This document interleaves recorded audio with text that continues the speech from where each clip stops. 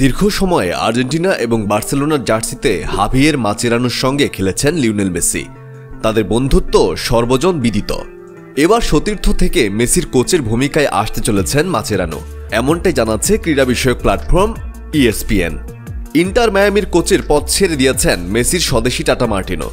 এরপর থেকেই major league সকার MLS ক্লাবটির পরবর্তী কোচ হিসেবে মাচেরানোর নাম উচ্চারিত হচ্ছে।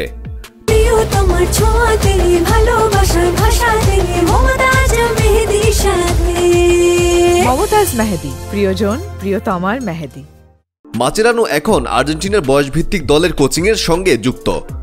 সবশেষ আর্জেন্টিনা অনূর্ধ্ব 23 দলের কোচ হিসেবে প্যারিস অলিম্পিকে দায়িত্ব পালন করেছেন।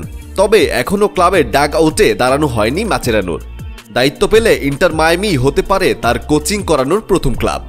ESPN জানিয়েছে দুই পক্ষের মধ্যে চুক্তির প্রক্রিয়া চলছে, যদিও ইন্টার মায়ামি এখনও আনুষ্ঠানিক কোনো মন্তব্য করেনি। প্রখ্যাত ইতালিয়ান সাংবাদিক ফ্যাব্রিজিও রোমানো জানিয়েছেন MLS ক্লাবটির সঙ্গে 3 বছরের চুক্তি করতে যাচ্ছেন আর্জেন্টাইন সাবেক ডিফেন্ডার। এদিকে মায়ামিও ঘোষণা দিয়েছে শিগগিরই তারা নতুন কোচের নাম জানাতে যাচ্ছে। খেলা ডেস্ক, অপরাজয়া।